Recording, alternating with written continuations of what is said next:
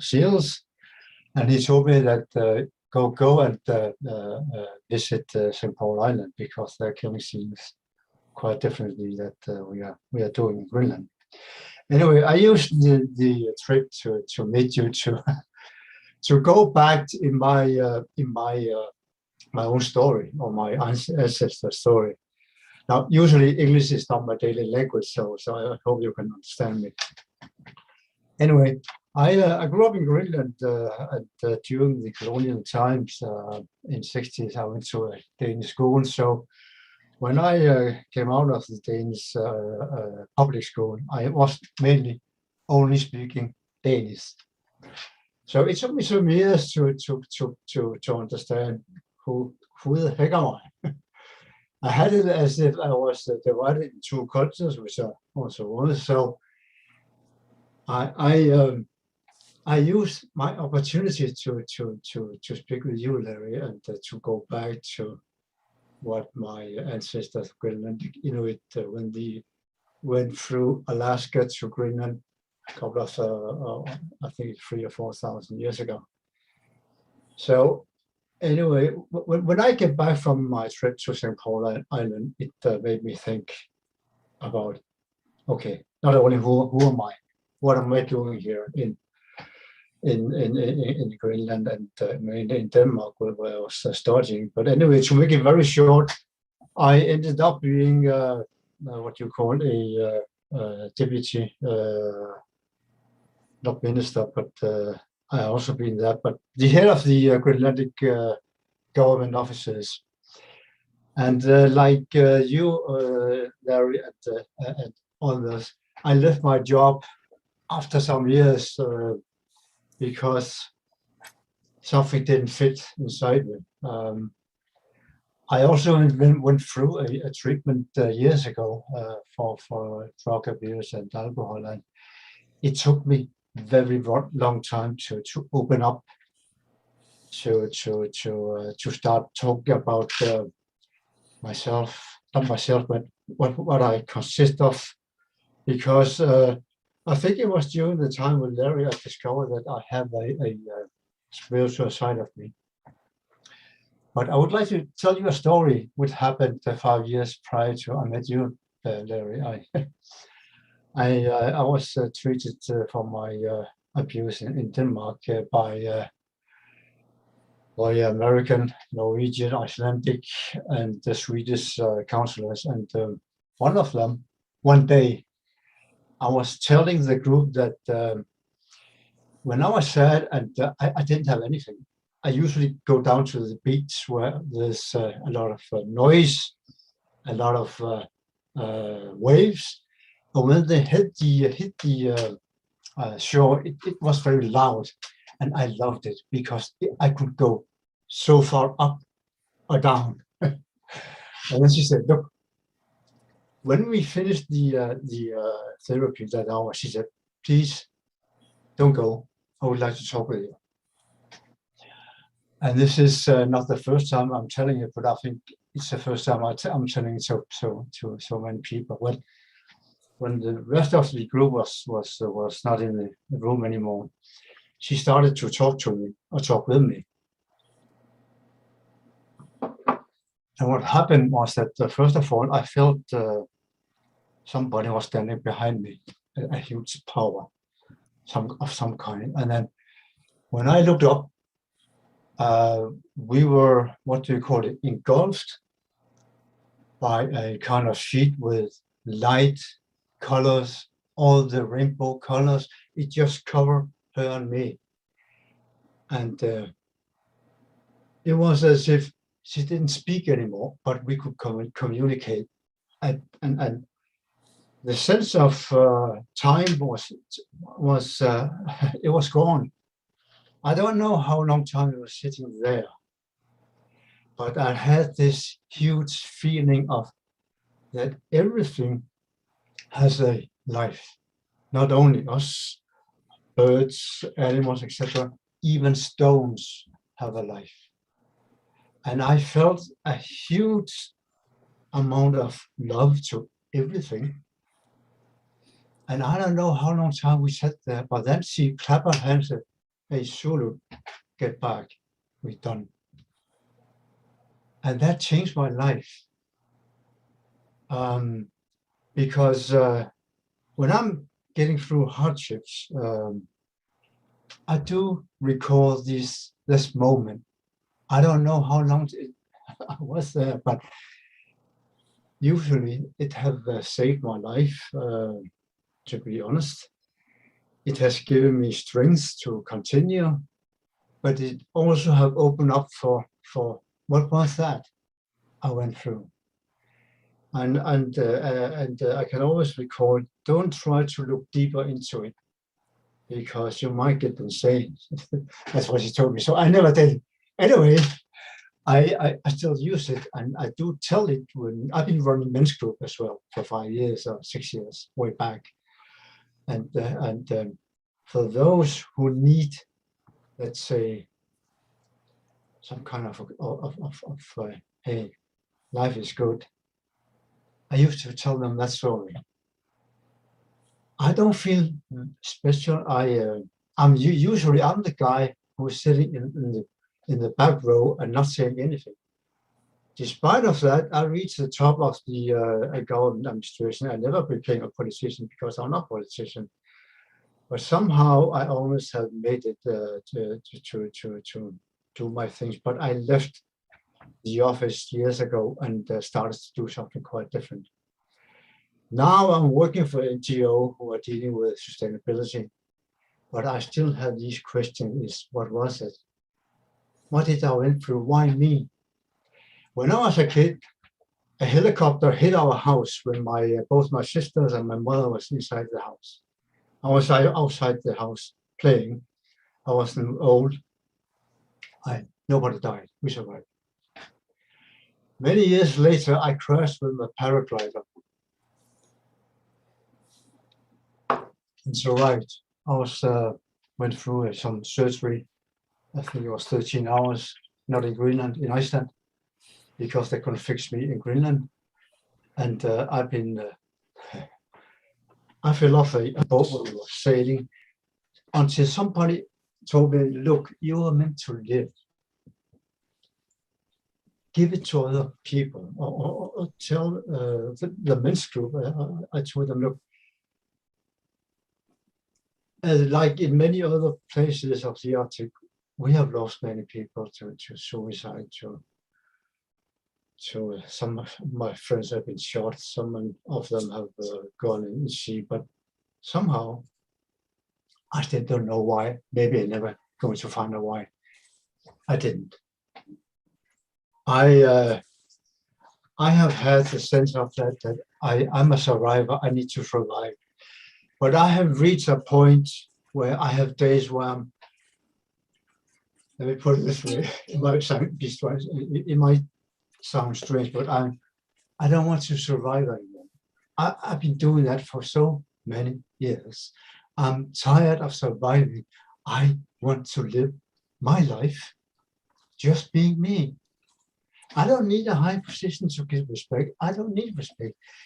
I need to just be me and giving those guys who need it a helping hand. Or now what I'm doing with sustainable work, with sustainable fishery, it gives meaning to me. And usually until now, something like these years, I always kept my mouth shut. Doesn't want to talk about spirituality or what I have been through to reach this point where I am and being free enough to say, look, I don't want to survive anymore. I want to live a life. I lost my wife years ago to cancer. I crashed. My children went through a hardship, but I gave them something because my eldest daughter with her 2 children or with her husband, they started a world tour just prior to COVID-19. Now they have reached somewhere in Caribbean, but I am so pleased that I have given her that. I don't know what it is, but I'm so happy to say, look, Soren or Soren, just be yourself. Don't be, that's another guy who used to be my counselor. He said, look, don't listen to many options. Do be yourself, because that's where you're most free. That's where you're most in connection. That's what we can feel with yourself, with whatever it is. And honestly, I'm so happy to be here, because Larry, I can recall that you many years ago told me when you are becoming a young elder, I'm going to invite you. So I do thank you so much for being that, because I'll be thinking, what the heck am I going to do there? But somehow I think this is a very good place to be with what I'm doing today, which is just being alive and enjoy life, because life is so beautiful. And yeah, thank you so much, Larry. Thank you, Sulut, for that story. I remember when we were walking one day on St. Paul Island, and I said, "You're too serious, Sulut, and you should smile more." And you asked me, "What's smiling?" Remember that? I do. We just Sorry. laughed. We just Do you mind laughed. if you push it just a bit? Thanks. What's that? Somebody say something? Okay. Ia?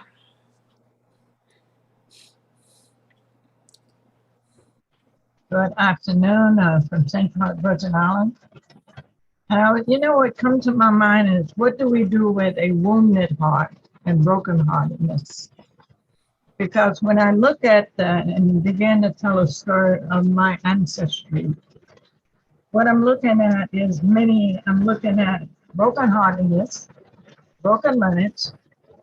And what is it that I witnessed? I am a born daughter of sharecroppers from Mississippi, Pocahontas, Mississippi. A woman who grew up in a time when there was no lights, when basically there was no rights for my ancestors on this land, basically. And even today, when we talk about this healing heart, and what do we bring to the heart? How do we bring these inquisitions to the heart and set them there to transmute them to create a different world? Because it feels to me that we want to go to the feel-good place, but we don't want to embody the heart place, that place that is wounded. I left this place when I was 17 years of age, called Mississippi. During that time, I have witnessed many things growing up. I witnessed the removal of the last native peoples of that land when I was a little girl, and there was no one to answer my questions when I witnessed the removal of the native peoples on that land. They were my friends. I was a young girl, 8 years of age. I walked to school every morning, and I meet the grandfather, what I call grandfather, and he would greet me every morning. He'd go like, as if to say, "How you, young girl?" and bow to me, and I would stand. And as if to say, "Move on," he was like, So I look forward to these mornings that I would walk by and smell the hickory smoke from the fire. And I felt that now that I look back on, I felt that those were my blessings for the day. And I would move forward. So one day I come home and my grandfather, the elder grandfather, was not there. Who do I tell? My friends are gone. Who tells me the story of this removal? I had no one to tell me the story of the removal. I didn't even know how to ask the question. They lived at both ends of this knoll, on the north and south side. So I ran to the south to see if my other friends were still there. There were no more. The only thing that came when I came back and stood on my side of the road, you have to know that there are knolls, like you could look over in there, like two hillsides, and you're looking across, you're looking south and you're looking north. And when I came back, the only thing that answered me was a bear. And it seemed that the bear and I stood up together. It stood on its legs, and we both bowed down into the earth and cried at the same time.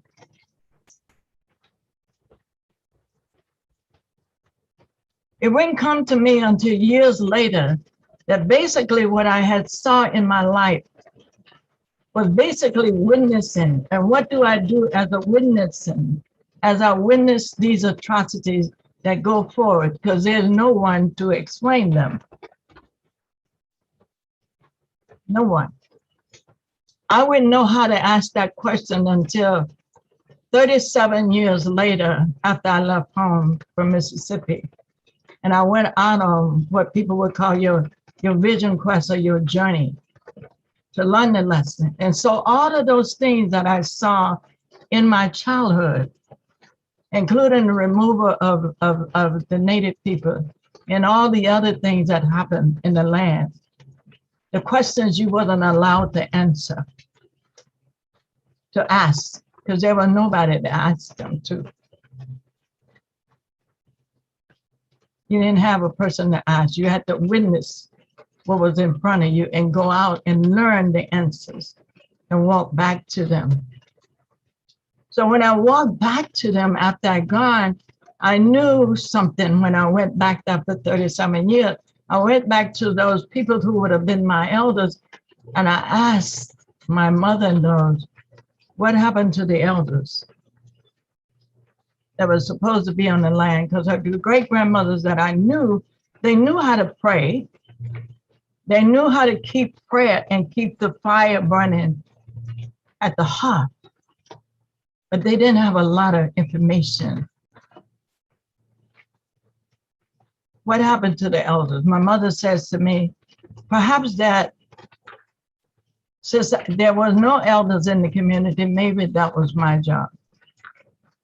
I was 6 years of age at that time. I determined that I would walk a path of elders. What does that look like? I don't know what it looks like, but I determined that I would walk a path of elders. And when I made that intention, I was taken from Mississippi. I don't know if any of you can go to Mississippi. There's the Mississippi River between Vicksburg and New Orleans. There's a bridge that runs. As I made the intention, it was as if I was being taken on a journey. Was that my ancestors taking me on a journey? All I know, I was taken on that journey. And at that time, they said to me that you will have to initiate in the Mississippi River.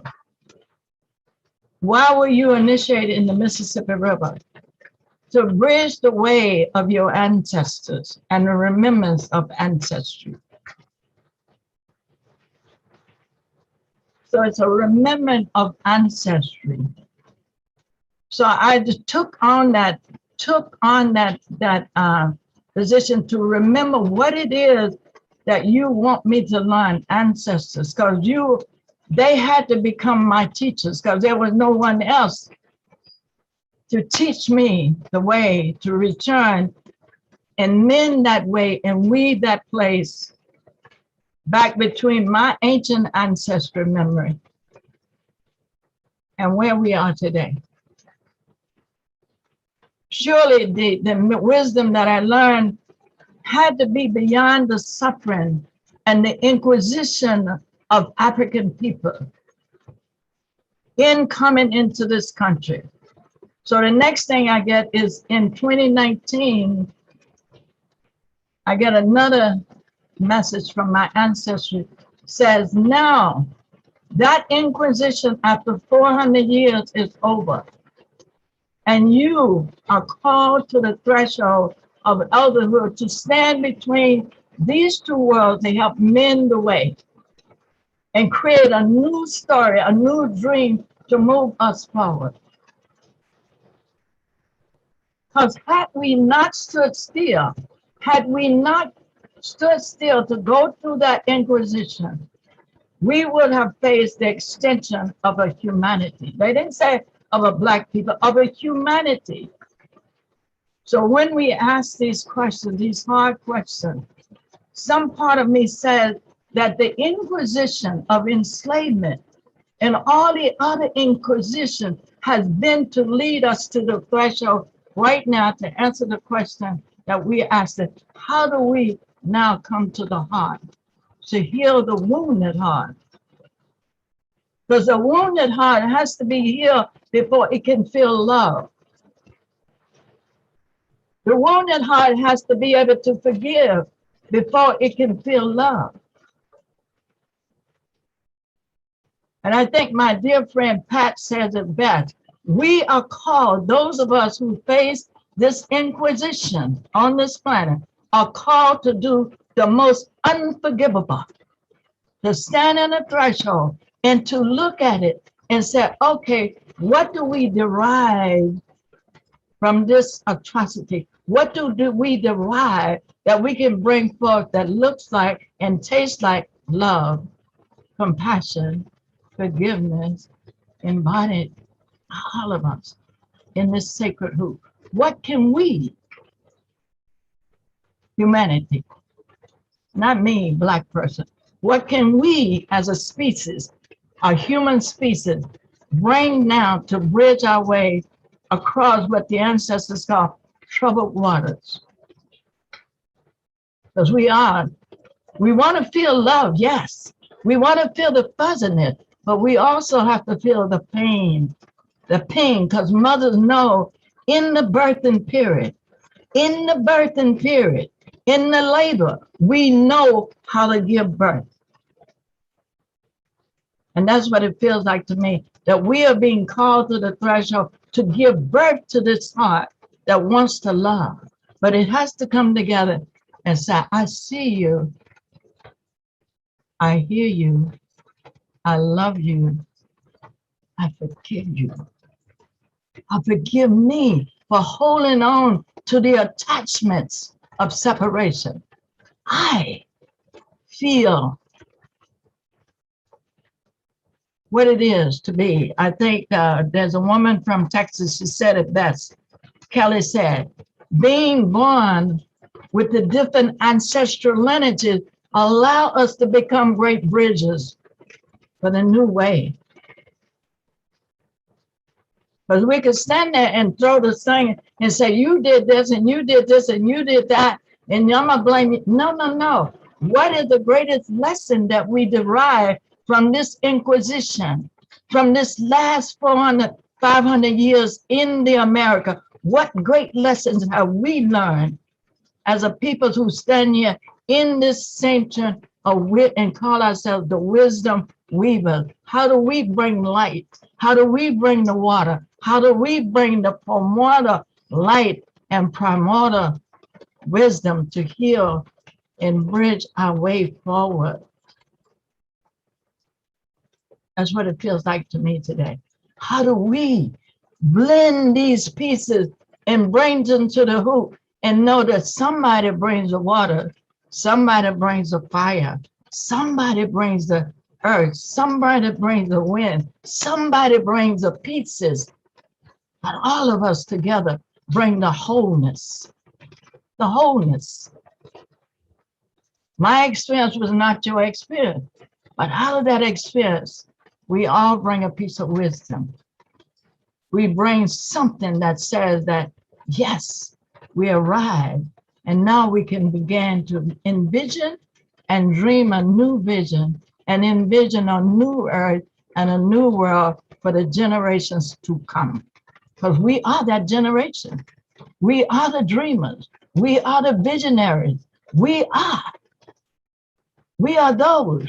Because without us, without these elders here dreaming a greater vision, without us, the elders that stand at the threshold today on the planet, without us envisioning and dreaming a new dream, we may very well become the next extinct species. We may very well. So I want to open my heart to that.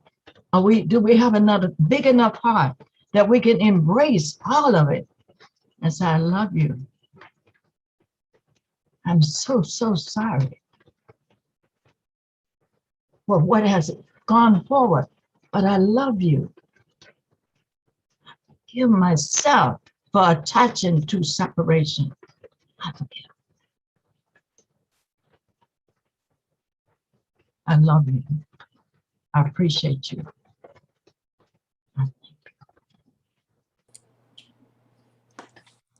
Thank you, Ia. Very well said. It gives people a lot to think about.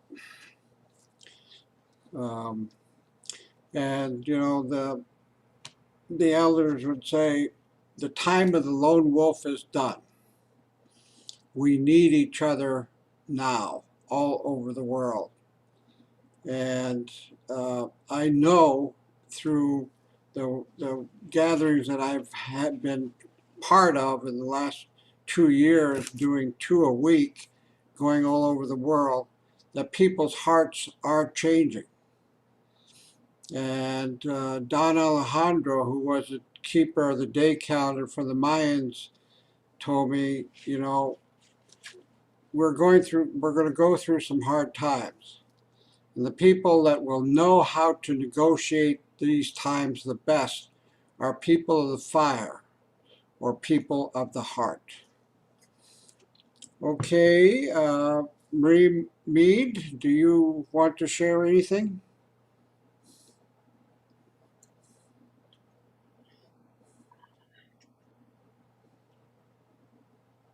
I'm speechless. That was beautiful. Aya, Ia, thank you. Thank you so much. Kuya Nakfa. I am so grateful to be here at this moment to listen to all of you. And my heart is feeling, recognizing, hearing, and touching, and opening more. Yeah, where that question we should have asked, you know, I mean, everything is right on time. Everything we do, everything is done on schedule. There is no accident. There's no chance. There's luck. But this is, but you know, you ask, we should have been asking that question. Where are the elders? Yeah. Where are the elders? And those are the questions that, even though I wasn't saying it, I was expressing it through my, you know, myself. You know, I was relating to all the words that everybody's saying. I am a recovering alcoholic and a broken, you know, it was that broken piece, broken link to my roots that I believe was that brought me there, and always trying to fit in, trying to remember, and not being able to, because the cord was broken, the lineage was broken, the elders were no longer there to lead me, to guide me.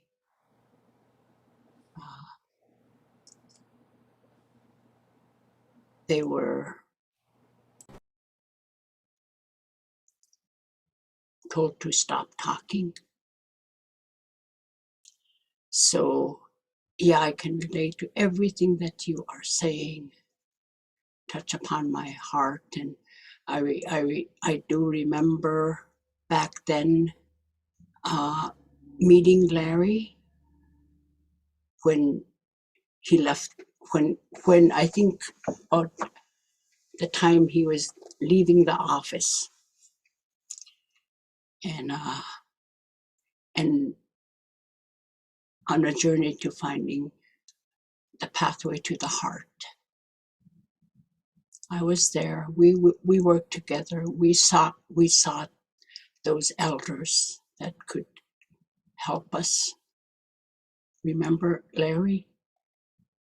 We got those elders together, and it was beautiful. It was the beginning. It was part of my healing journey from being a recovering alcoholic. After being in treatment and being shown the tools and steps that I have to take in order to stay sober. And one of the things was to one of the lessons that I was taught there, and for me to begin looking into myself, to find myself, to learn to know who I am.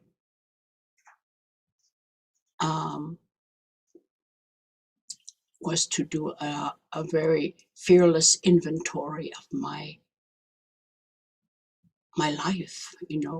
I was 38 years old,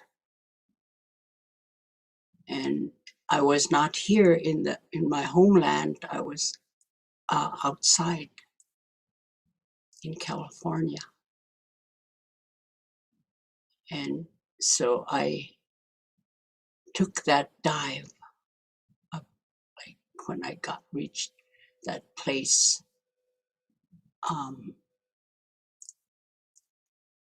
and to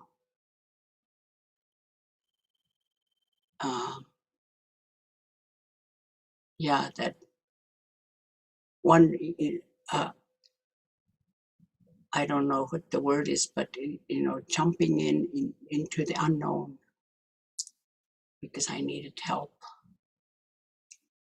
And whatever it was, I was going to search for it. And so that was the beginning of that opening of the pathway to finding who I am in the heart. But all the assets I had, I had to look at all the positives and the negatives of growing up in the village, in a secure, wonderful home, beautiful people, family.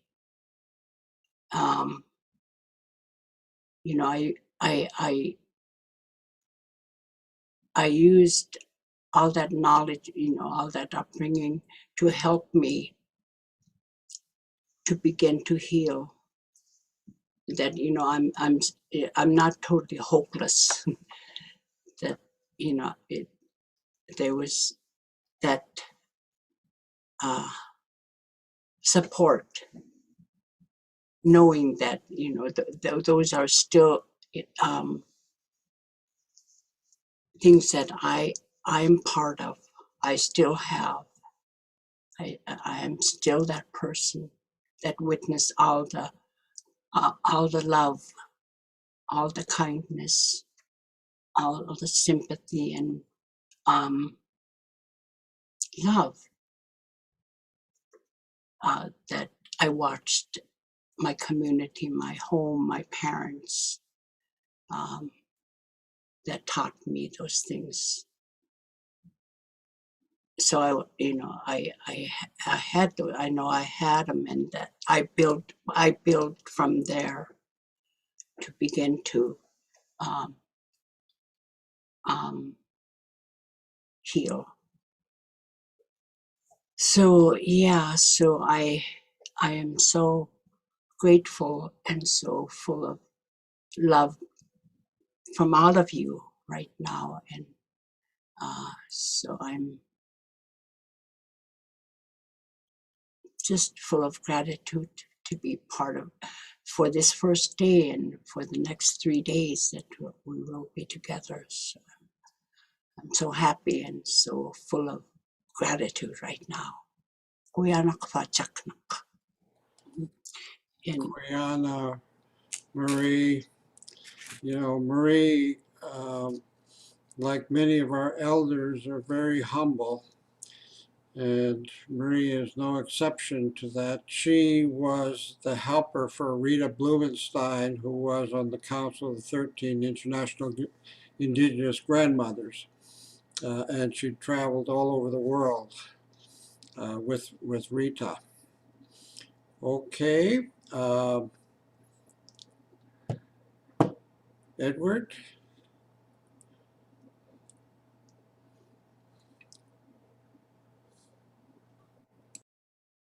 Okay, can you see me okay and hear me over there? Yep. Okay. Really, really powerful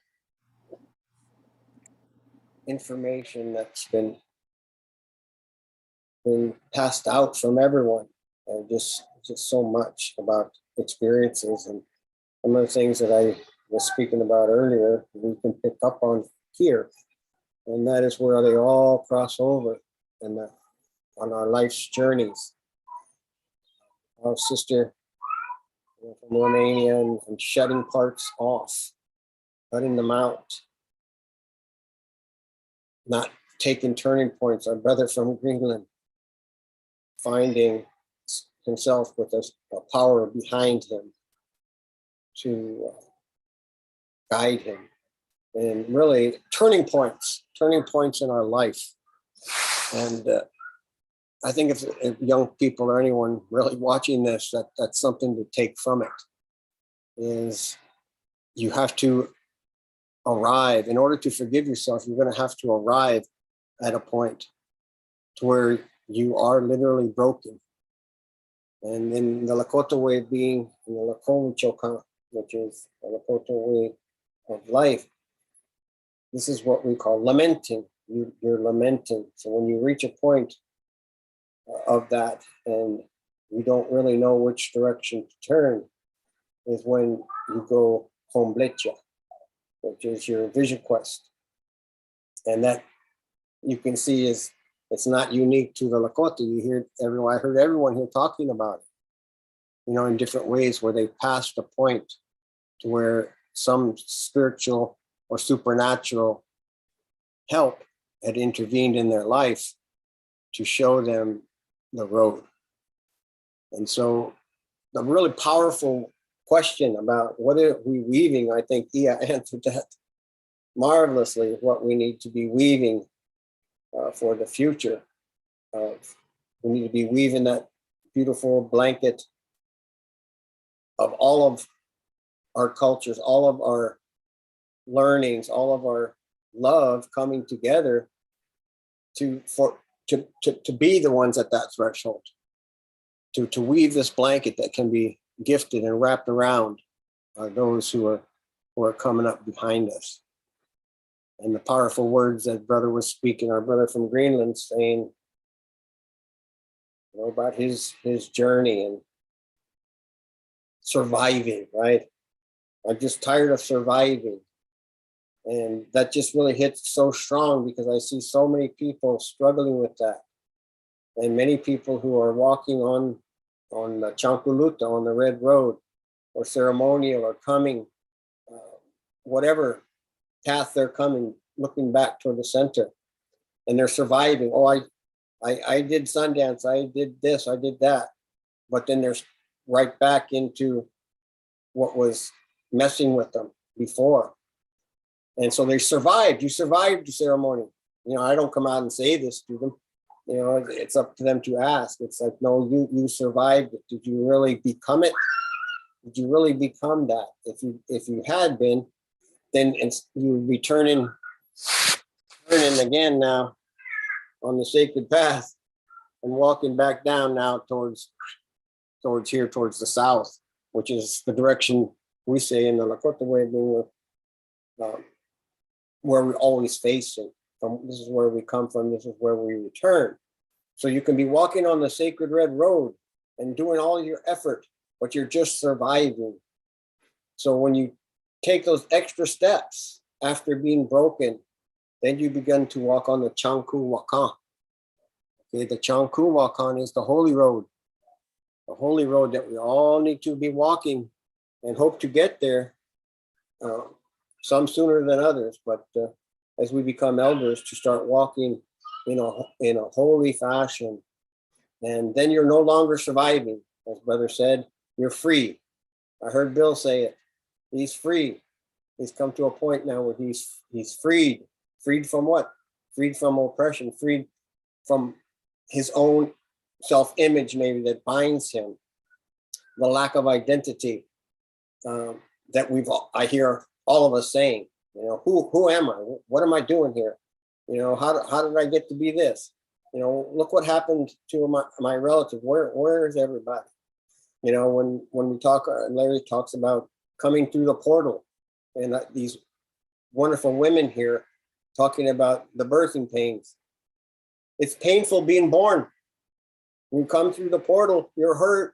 It's painful. You're passing through pain, and because you're leaving a place, you're leaving somewhere else, and you're coming through the portal and coming here, and then you're given through the natural power. You see, as they say in many languages, or maybe best said in Spanish, dar la luz. The mother is dar la luz. She's giving to the light. And so you come out into the light when these things, like Sister Ia was saying, where are the elders? What's happened is these things are no longer there now to nourish us as we come through the portal. We come through the portal and then there's no direction. So we become filled with more pain. We become lost. This is our struggle. This is part of what has happened through us coming out of the dark and walk into this world of knowledge, is that it's taken away the traditional familial life. We don't have that in many places anymore. Even families are separated all over. I can remember my mom's family, we're also from New Mexico. And I know that from my bloodline is like these that we're talking here, the Apache. And my mom, who never spoke of those things because it was exactly what Anita was saying and Gina was saying. You come from a world where, no, you don't express these things. And I know that my mom never wanted to acknowledge that because she might be taken away. They're going to take me away. They're going to send me to Fort Sill. They're going, to send me to school. And so people, were hiding in those areas. And, this is another pain. So as these things get broken up, where do we look? See, so the younger people now, because this is exacerbating every year that goes by, where there's less and less. And families, as our sister from Romania was saying, just only thinking of the mind. There was no spirituality, nothing. They're just what we as human beings with our natural power can do and can create. And so her feeling lost in that, naturally, her natural born power wanted something different and unable to find those things. And so, but through her story, you can hear that the spirits still took care of her. They found a way for her to connect with that spirituality. And so in our world today, there are so many children, young children, that are growing up with nothing. And I don't mean things. They have plenty of things, but they don't have a family maybe that teaches them, that talks about spirituality, that even loves them. When we come to I was thinking on the elders talking circle, I wanted to maybe also express some of the things that bother me these days as I get older.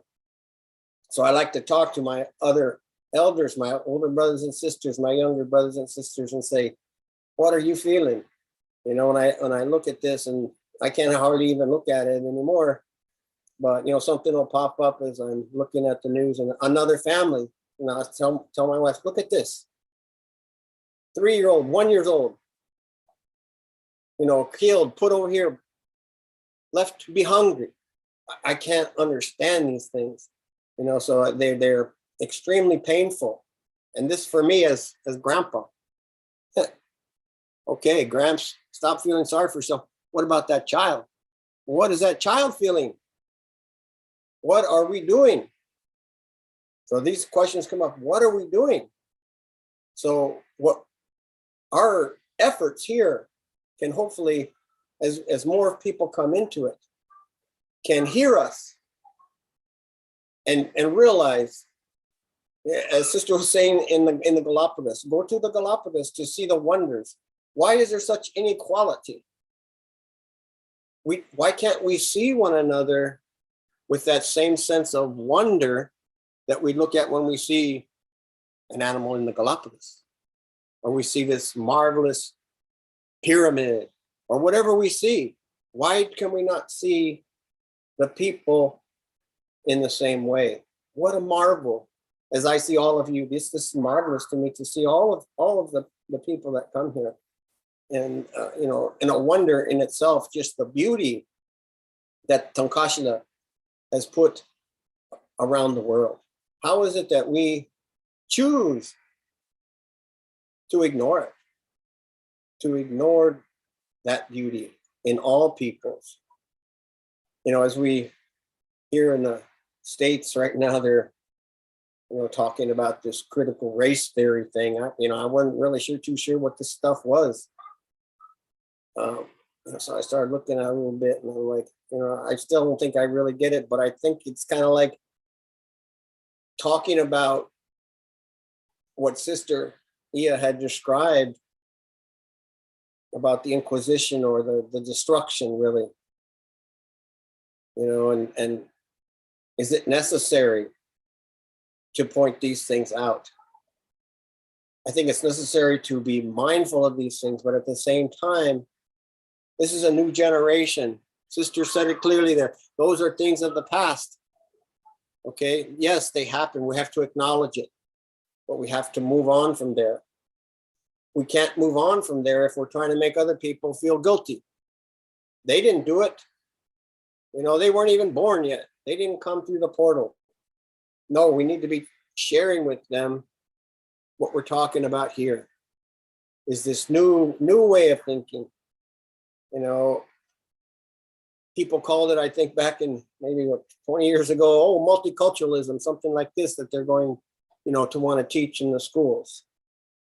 But they forget about the most important part, which is what we're discussing here, which is where we all cross over in our spirituality. So there are just so many wonderful things that are happening here with the wisdom weavers, and, you know, going in the direction of preserving these tools for survival. And so I guess to those who might be watching us, old folks talking about this stuff, to take away from it is, you know, you gotta be Popeye, right? I don't know if you remember the cartoon of Popeye, where he was always saying just what everyone was saying. I am who I am, and that's all that I am, right? And so that's what you gotta be. You have to be yourself. So these tools can help you to learn how to recognize who you are. And that usually occurs when you reach the points where we have all reached. Many of us have passed and maybe get to a new one. And that is where you just can't do it. I'm broke.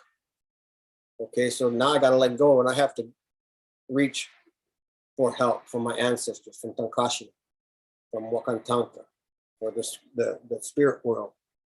And reaching out into there, they have a way of showing you who you are. We use these ceremonies to also to self-reflect, you know, to we used to say in the military, you know, I can only see the front of my face. I need all my team to tell me what I look like. You know, look, I can't see the back of my head. I can't see the side. So I need you to tell me.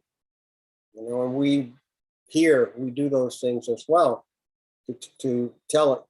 And so if you find yourself not knowing, the spirits have a good way of showing you those things. And look for those folks, you know, near you that you might be able to meet up with, who can assist you in going there, going in there, and reaching out. And really, that's what happened to me as well, the same thing. You know, and my story is a long story, and if we do the ceremony with Bill, you'll hear it all. But in the meantime, you know, when that change occurred for me, it was my brother Bill Braveheart who came up from Pine Ridge. He's obviously Basil's younger brother, and this was back in the early '90s, and we were in the NETP, as many people know, the purification ceremony, and we were praying for many years together. And he says, one day he says, him and Lorraine, oh, you know, I'm not going to be here forever. He says, I need someone to volunteer to homblet you, you know, so you can begin pour the water after I'm gone. And so right away, somebody raised their hand. Oh, I would like to do that, you know. Kind of like our brother from Greenland. I didn't say nothing. I wouldn't even dream of it. And then it was like this, him and Lorraine tapping me on the shoulder, saying, how about you, Ed? I said, me? Why? Well, because that's what the spirits told us. So I said, well, okay. So they told me what to do. They showed me, they guided me what to do.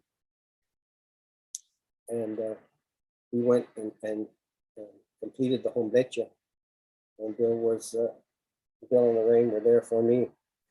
And that's when I became, you know, friends with these bears. I dreamed of the bear. And that was that bear who took me on a journey and showed me many, many things, all of which have come to pass. Everyone now has come to pass. And so since then, I've been pouring water here in Alaska since then. And many, many people have gone on down to Basil's Sundance and come, you know, through the lodge here. Lonnie Fried Chicken, you know, Bucky Means. Some of the folks that are down there, I think maybe where you guys are in New Mexico, where Steve Horse is doing his dance over there. But when those things happen, it made me also make a choice. And that was to start walking on the Chanku Wakan, the sacred, the holy road. Start walking down that path as an elder and begin to, and the way Bill described it is because there's a lot of sun dancers that I've known all my life. You know, being a kid that back there in Pine Ridge in 1964, 65, 66 at those dances there when Frank Foolsborough was still with us and was the ceremonial chief at that time. But you know, through those things, a lot of people look at things like, oh, these are steps, these are rungs on the ladder. And Bill explained to me, no, he said, no, turning to walk on, that's not it. He says, in order for you to ever sun dance, he says, you need to pour the water first. He says, how are you going to know how to pray at the tree if you don't listen and hear the suffering of the people? So I said, oh, okay. So I've been doing that and gathering and listening to all those, as Sister Yu was saying, the pain, the tears, the suffering of people, and offer those things through ceremony and giving them away, right? Giving those things away. People come looking for help and they get on the road and next thing you know, You know, I said, my house is getting full of stuff. Oh, full of eagle feathers, full of drums, full of all kind of things that people, pipes that people pick up and then they put down because they're just surviving. They're just surviving. And as those things purify themselves through the ceremonies, they want to stay here and get purified through the ceremonies. Then those same things, pipes, drums, will go out. See? This is why I tell you, you know, reach out to those around you. There will be some things there that, you know, could be for you that you need to go there, that they can come to you.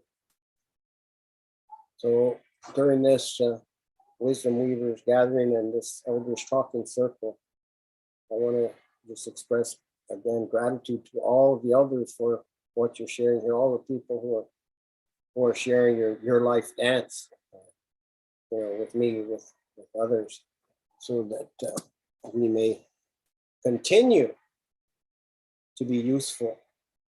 So when you look at everything that people have been talking, it all, you know, in my view, all boils down to, okay, self-indulgence or selflessness. Okay, so if we're all self-indulgent, we do all these things about work, money, position, job, titles, because I'm indulging myself and whatever, or I'm drinking, or I'm doing it. These are all self-indulgence, everything. You know, you hear about, people talked about 7 deadly sins, they call them, but they all boil down to the same thing, right? Self-indulgence or selflessness of giving of yourself, stepping aside from yourself and denying yourself those things. This is not an easy road. Okay, this is the Chanku Wakan. This is the sacred road. After you've been walking on the sacred red path, looking, now you got to keep putting away those things and become empty. And so that by the time you reach the south, us elders, that when Tankashila says to me, Chanumpa Wakan, Oyate Eyuchaman, Mato Wambli. He says, that was my complete name. That after I did the home lecture that Lorraine and Bill gave me the name Oyate Eyuchaman. And that means walks with all nations. And so my third name is with the eagle and the bear. So my full name is Chanumpa Wakan, Oyate Eyuchaman, Mato Wambli. So it's a holy pipe, walks with all nations with the eagle and the bear. And so as these things have transpired through my life, all of those things came to me involuntarily and through other people. So as you go out and do these things, these younger folks looking for these things, look for confirmations, because I guess as Frank Fool's Crow used to say, and many others, and that is, you know, evil can do ceremonies too. So what he meant by that was watch out, be careful, be sure of what you're doing. If you see something or you dream something, others are pulling at you, you feel a tugging, don't just rush right in like the coyote. Because the coyote rushes straight in and he runs out quickly with his tail between his legs. He said, no, go in slowly. Don't just wait for those confirmations to come to you. And they'll generally come to you through somebody you don't even know. And all of a sudden you'll be somewhere and someone will say something or do something, or something will appear there that you saw. And these are the confirmations. And that will be the difference and your ability to distinguish if this is true, or if it's maybe self-ego, or if it's what we call the Wakan Sicha, the bad spirits putting their foot over here. Whoa, go on, get in there. Okay, to do things before you're ready to do them, and not to, you know, hurt yourself and really hurt others. And I say that because I love you. So that's why I say that. You know, people do go through things, and sometimes, you know, I know that that's easy for you to say, Ed, but people do these things regardless. But if they didn't, would they get to the end of the Chanku Wakan? You see? So even though I know that they probably need to pass through it, my love for them says, at least mention this. Maybe you can save them some pain. You know, and that's just out of love. And so I hope that you know, some of these words may be helpful to younger folks or to all of us, really, to take a good look at what it is that we are weaving, and let's make it, you know, beautiful for those to whom it's meant, and whenever that will be wrapped around them, that we will all be part of it. And again, that's kind of like part of making relations. When you wrap the blanket around your new relation, that's what we're weaving. We're weaving that blanket. Aho, mitaku yo ya, pilama ya palo tankashi. Miyayelo, chanumpu wa exchevichas. Unchi. So thank you, grandfather. It's just me, only by beautiful human being. Wash them. Aho.